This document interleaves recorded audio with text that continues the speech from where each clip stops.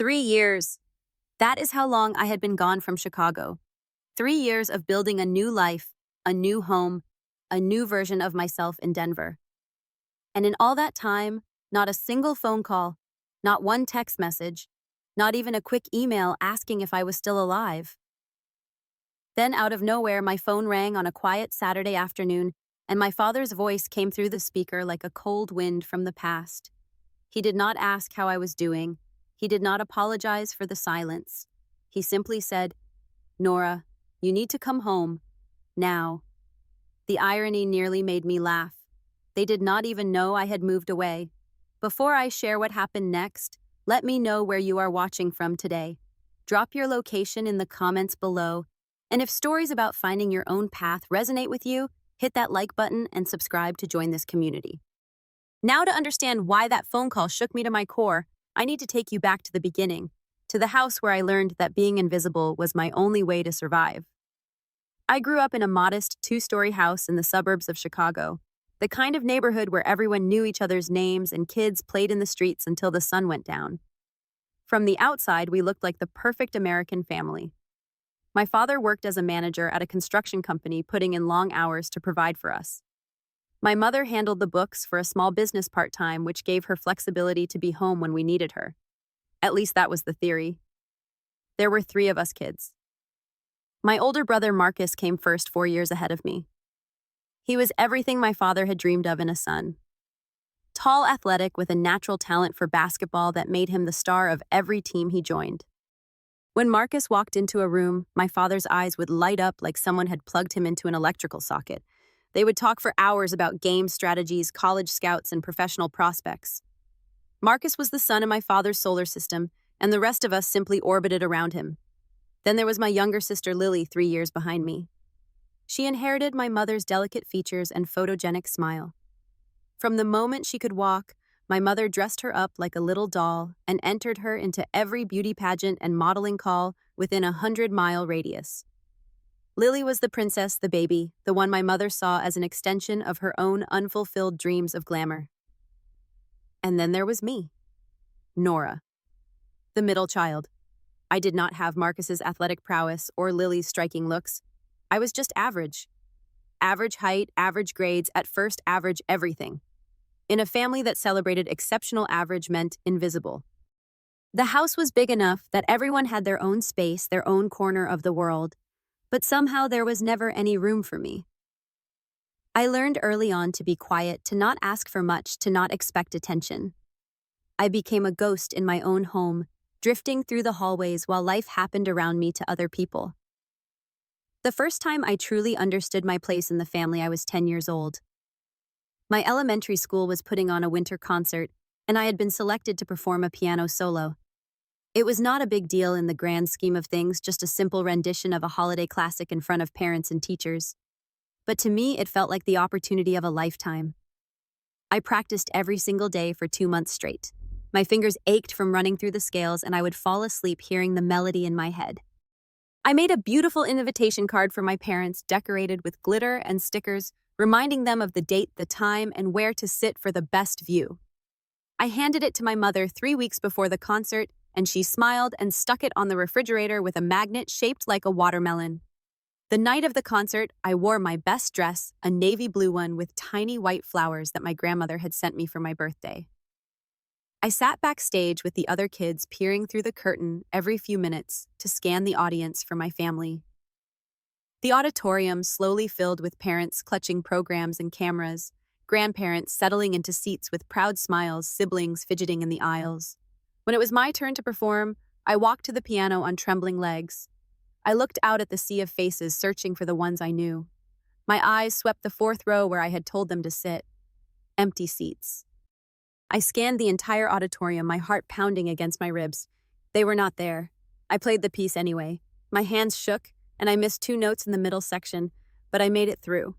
When I finished, the applause sounded hollow, like it was coming from very far away. My music teacher found me afterward, her face creased with concern. "Where are your parents, sweetheart?" she asked gently. I forced a smile and told her they had to work late. I did not tell her the truth that I did not know where they were or why they had not come. When I got home that night, the house was buzzing with excitement. Marcus had won his basketball game in a tournament 2 cities over, and my parents had driven 4 hours round trip to watch him play. They were gathered in the kitchen celebrating with pizza and ice cream, replaying the highlights of his performance. No one asked about my concert.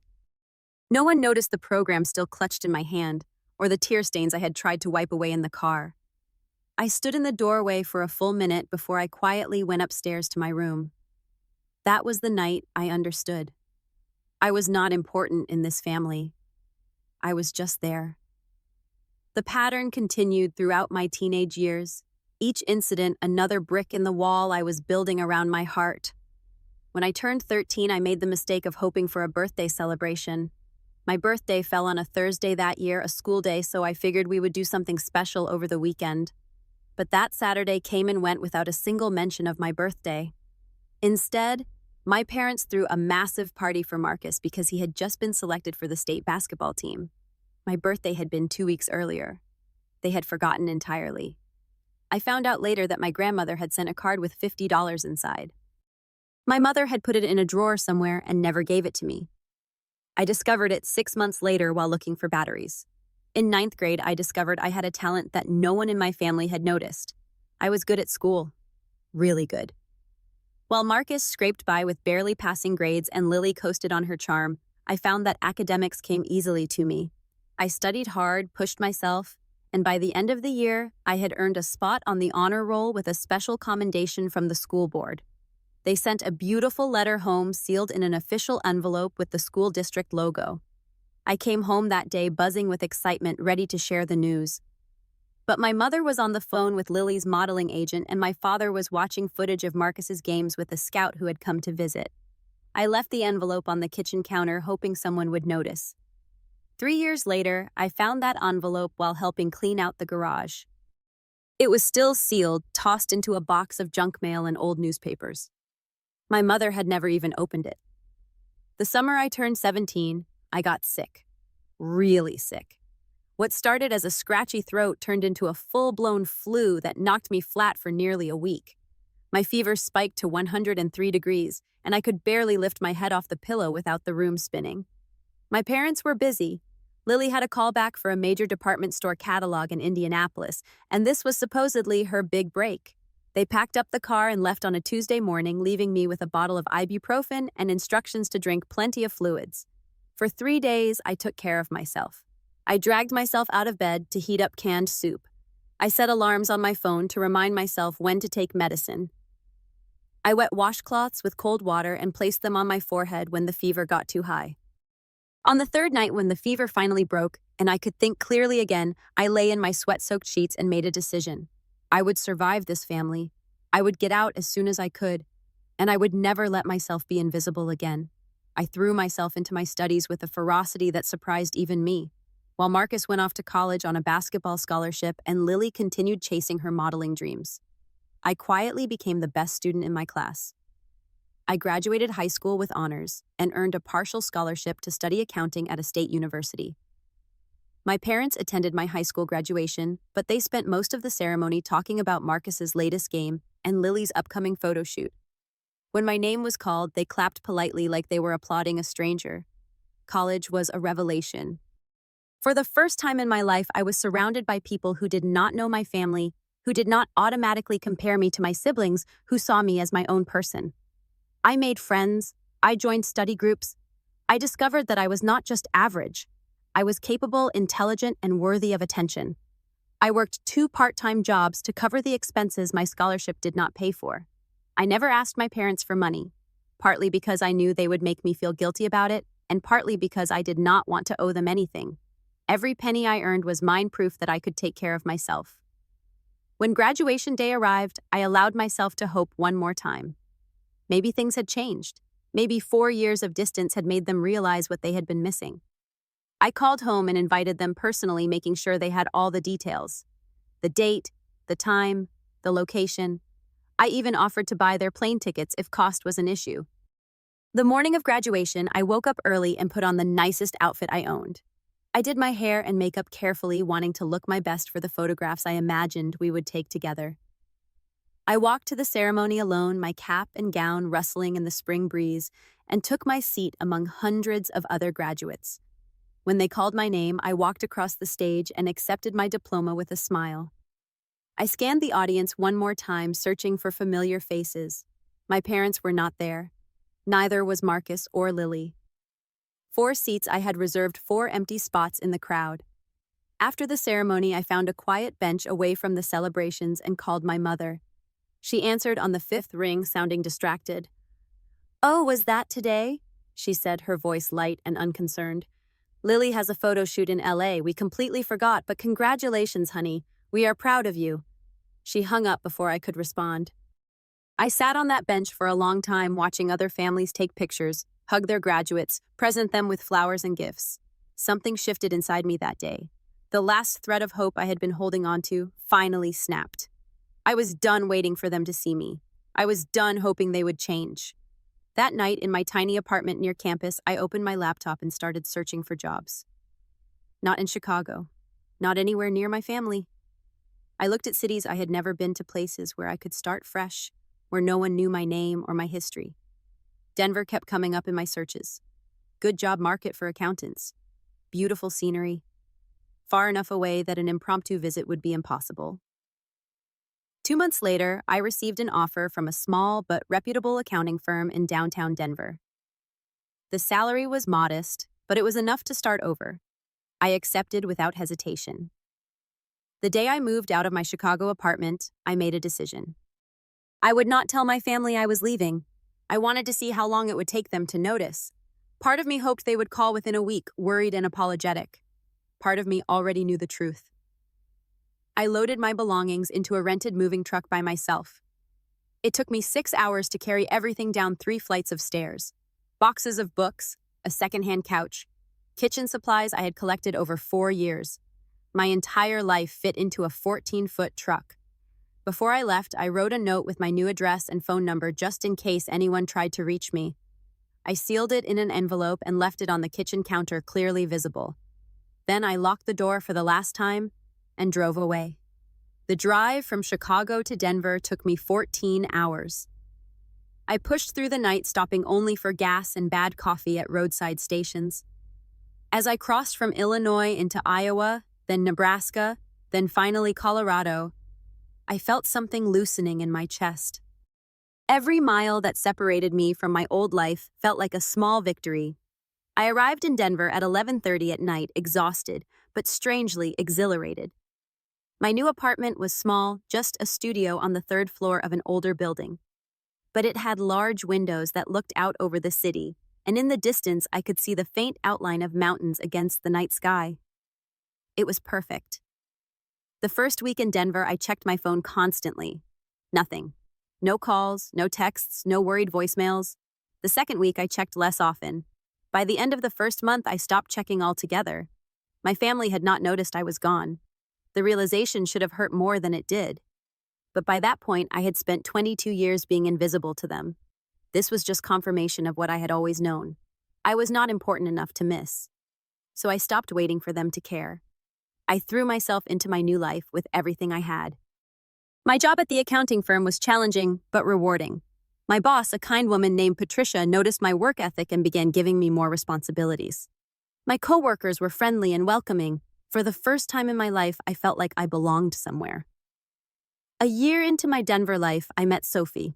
She worked in the cubicle next to mine, a cheerful redhead with a loud laugh and a talent for making everyone around her feel included. We became friends almost immediately, bonding over terrible office coffee and shared complaints about difficult clients. On my 24th birthday, Sophie showed up at my desk with a small chocolate cake and a single candle. "Happy birthday, Nora," she said, grinning as the entire office gathered around to sing. I burst into tears right there in front of everyone. It was the first time in years that anyone had remembered my birthday without being reminded. Sophie became the sister I never had. We went hiking on weekends, explored Denver's restaurant scene, stayed up late, watching terrible movies and talking about everything and nothing. She was the first person I told about my family, the first person who truly understood why I flinched whenever my phone rang with an unknown number. The second year in Denver brought even more changes. I got a promotion at work, moving up to a senior position with a significant raise. I finally felt stable enough to adopt a cat, a gray tabby named Mochi, who liked to sleep on my laptop keyboard. And then, one ordinary Tuesday afternoon, I met Daniel. He was sitting at a corner table in my favorite coffee shop, hunched over a laptop with a look of intense concentration. I accidentally bumped his table while reaching for a napkin, spilling his coffee all over his keyboard. I apologized profusely, offered to pay for the damage, and somehow ended up sitting across from him for the next 3 hours talking about everything from our jobs to our favorite hiking trails. Daniel was a software engineer, quiet and thoughtful, with a dry sense of humor that took me a while to appreciate. He listened when I talked, really listened, not just waiting for his turn to speak. He remembered small details I mentioned in passing, the name of my cat, my favorite type of sushi, the fact that I hated cilantro. After years of being overlooked, his attention felt almost overwhelming. We took things slow. I was terrified of getting close to someone, afraid of being abandoned again. But Daniel was patient. He never pushed, never demanded more than I was ready to give. He simply showed up day after day, proving through his actions that he was not going anywhere. By the end of my 3rd year in Denver, we had moved in together. Our apartment was small but cozy, with a balcony that looked out toward the Rocky Mountains. On clear evenings, we would sit outside with glasses of wine and watch the sunset behind the peaks, painting the sky in shades of orange and pink. I had built a life I was proud of. I had friends who cared about me, a partner who loved me, a career that challenged me. I had become someone, and I had done it all without my family. Then, on an ordinary Saturday afternoon, my phone rang. Daniel and I were in the kitchen preparing dinner together. I was chopping vegetables while he stirred something on the stove. The air smelled like garlic and rosemary, and soft music played from a speaker on the counter. It was the kind of quiet domestic moment I had dreamed about as a lonely teenager. My phone buzzed on the table, showing a number with a Chicago area code. I did not recognize it, but something in my gut tightened. I picked it up slowly, almost reluctantly, and answered. Nora. My father's voice came through the speaker, flat and commanding. This is your father. I had not heard his voice in 3 years. He did not ask how I was doing. He did not apologize for the long silence. He simply continued as if we had spoken just yesterday. Your mother is sick. You need to come home immediately. I gripped the edge of the counter, steadying myself. What do you mean, sick? What is wrong with her? It is serious, he said, his tone brooking no argument. You are her daughter. It is your duty to be here. Duty. The word hit me like a slap. After 3 years of silence, after a lifetime of being ignored, he had the nerve to talk about duty. I need more information, Dad. What exactly is wrong with Mom? He sighed impatiently. She needs surgery. We will discuss the details when you get here. Now give me your address so I can send you a plane ticket. I am in Denver, I said quietly. There was a long pause. Denver. Since when? 3 years, Dad. I have been living in Denver for 3 years. The silence stretched on. I could almost hear him processing this information, trying to reconcile it with whatever image of me he had kept in his head. An image that clearly involved me still being in Chicago, still being nearby, still being available whenever they decided they needed something. Well, he finally said, his voice unchanged, book your flight and come home. He hung up without saying goodbye. I stood there for a moment, phone still pressed to my ear, listening to the dead air. Daniel had stopped stirring. He was watching me with concern, waiting for me to explain. That was my father, I said. Apparently my mother is sick. He wants me to fly to Chicago. Daniel set down the spoon and crossed the kitchen to wrap his arms around me. He did not say anything. He just held me while I tried to process what had just happened. The next day, I called Marcus. I needed to know the truth about our mother's condition, and I knew my father would only tell me what served his purposes. Marcus answered on the second ring, sounding surprised to hear from me. Nora, wow. Hey, I was not expecting to hear from you. How have you been? We exchanged awkward pleasantries for a few minutes before I got to the point. Dad called me yesterday. He said Mom is sick and needs surgery. What is actually going on? Marcus was quiet for a moment. Yeah, Mom is having surgery. It is a knee replacement. She has been having trouble with her joints for a while now. A knee replacement, I repeated. Dad made it sound like she was dying. Nope. It is a pretty routine procedure, actually. She will be in the hospital for a day or two, then recovering at home for a few weeks. I felt a mix of relief and anger wash over me. She was not dying. She was having a common surgery that thousands of people went through every year. And my father had made it sound like an emergency, like I needed to drop everything and rush to her bedside. Why is Dad so insistent that I come? I asked. Marcus sighed. Honestly, I think they need someone to take care of her during recovery. I have my own family now, and the kids are in school. I cannot take that much time off work. And Lily is in LA chasing some new modeling opportunity. She said she cannot make it back. So I am the backup plan, I said flatly. The one they call when everyone else is unavailable. Look, Nora, I know things were not great when we were kids, but she is still our mother. She is, I agreed. But Marcus, did you know I moved to Denver? Did anyone in our family know? Silence. Then quietly, no. I did not know. When did you move? 3 years ago, right after I graduated college. None of you noticed. More silence. I could hear Marcus breathing on the other end of the line, processing this information. I am sorry, Nora, he finally said. I should have been a better brother. It is not your fault, I told him. You were just living your life. We all were. After I hung up, I sat in my living room for an hour thinking. Mochi curled up in my lap, purring softly. The sun moved across the floor in slow, golden patches. 2 days later, my father called again. This time his voice was sharp with anger. Why have you not booked your flight yet? Your mother's surgery is next week. I took a deep breath. I am not coming, Dad. The explosion was immediate. What do you mean you are not coming? She is your mother. After everything we did for you, this is how you repay us. Everything you did for me. I repeated, my voice calm despite the trembling in my hands. What exactly did you do for me, Dad? We raised you. We put a roof over your head. We fed you and clothed you. Yes, you did. You provided the basics. But do you remember my piano recital when I was 10? The one you missed because you were at Marcus's basketball game? Silence. Do you remember my high school graduation? My college graduation? You missed both of them. Do you know what I do for a living? Do you know where I work? Do you know anything about my life? More silence. You did not notice I was gone for 3 years. I continued. 3 years, Dad. I could have been dead, and you would not have known. And now you call because you need someone to take care of Mom. Because Marcus is busy and Lily cannot be bothered.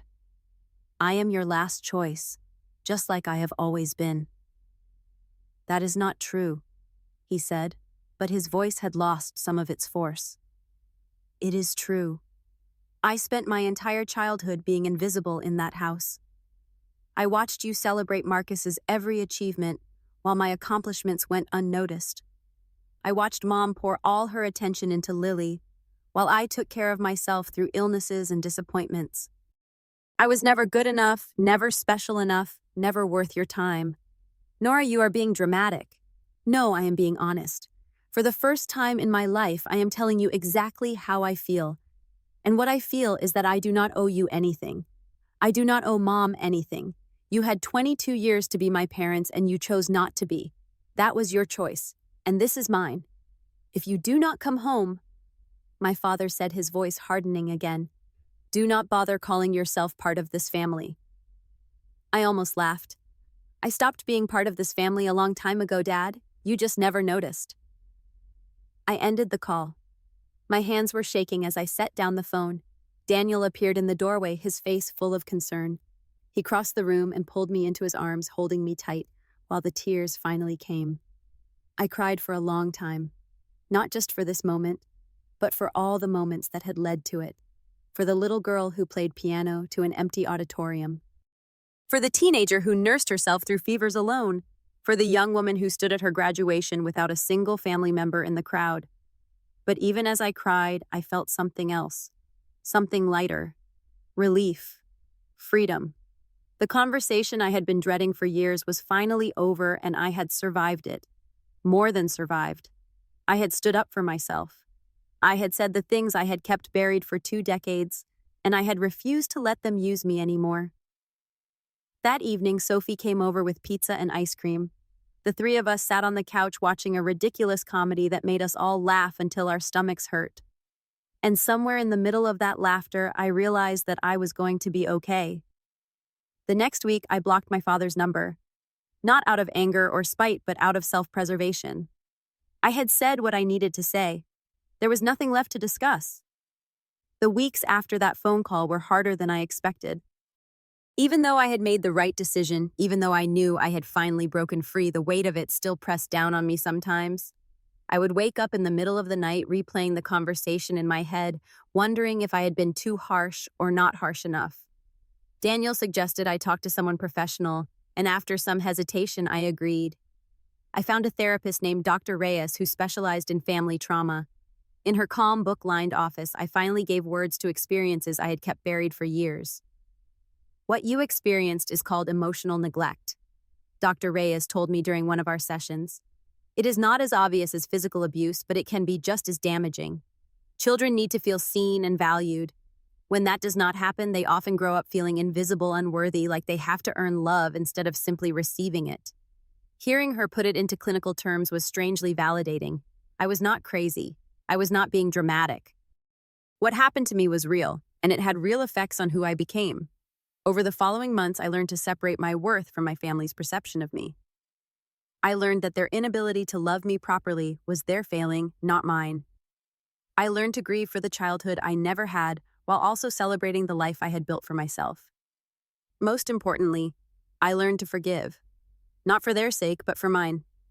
Carrying that anger around was exhausting, and I was tired of letting them take up space in my head. So I let it go piece by piece, session by session, until one day I realized I could think about them without that familiar knot forming in my stomach. 1 year after that phone call from my father, I married Daniel in a small ceremony on a hillside overlooking the Rocky Mountains. There were only 20 people there, all of them friends who had become family. Sophie served as my maid of honor, crying happy tears throughout the entire ceremony. Daniel's mother, Margaret, gave me a long hug after we exchanged vows.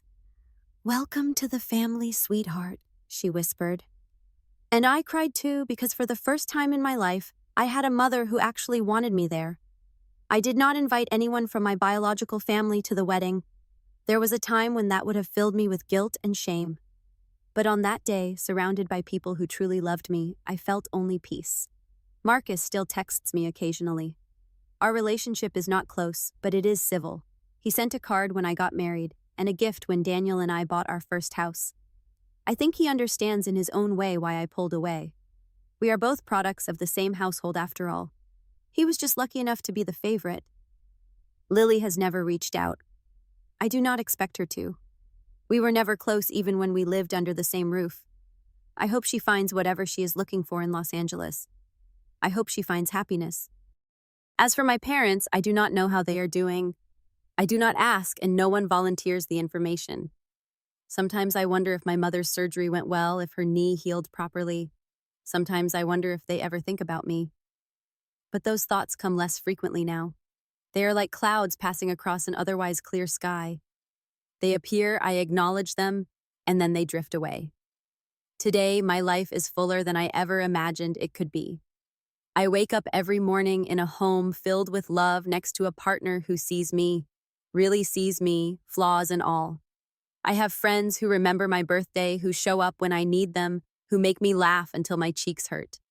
I have a career that challenges me, and a cat who thinks I exist solely to provide chin scratches. I am not invisible anymore. If you are watching this and you recognize yourself in my story, if you have ever felt forgotten or overlooked, or like you do not matter, I want you to know something. You are worthy of being seen. You are worthy of love that does not come with conditions or strings attached. And sometimes the family you choose is so much more beautiful than the one you were born into. It took me a long time to learn that lesson. It took moving 1,000 miles away, building a life from scratch, and finally standing up to the people who should have loved me best. But I made it to the other side, and I promise you can too. Have you ever had to distance yourself from family members who made you feel invisible? I would love to hear your stories in the comments below. Let us build a community where everyone feels seen and heard. If this story touched you, please hit that like button and share it with someone who might need to hear it. And if you have not already, subscribe so you do not miss future stories about finding strength in unexpected places. Thank you for spending this time with me today. Whatever you are going through, I hope you know that you deserve happiness. You deserve people who choose you. You deserve a life where you are never invisible again. Take care of yourselves, and I will see you in the next one.